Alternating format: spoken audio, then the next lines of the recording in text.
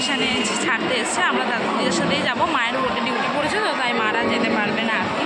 সেটা আমি মন খারাপ হচ্ছে, ওকে উইল ম্যানেজ, চলতেই থাকে।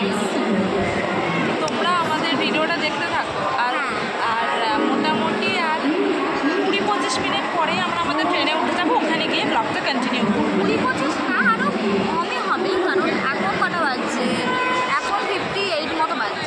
হ্যাঁ এখন ওই তো, হ্যাঁ 8:57 বাজছে। 57 বাজছে, তো তোমরা ধরে রাখো, আমরা ব্লগটা আবার কন্টিনিউ করবো ওই ট্রেনে ওঠার পরে মিনিমাম লাইক 9:15, 9:20 ওরকম, ঠিক আছে?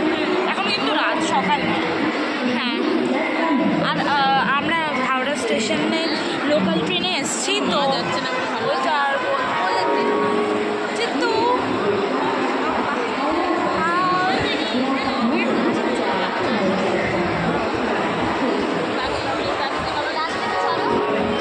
বাবাকে দেখে, দাদুকে দেখা, দাঁড়াও।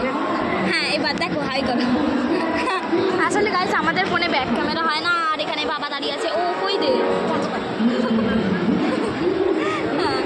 সো আবার ট্রেনে উঠে ভিডিও তো এখন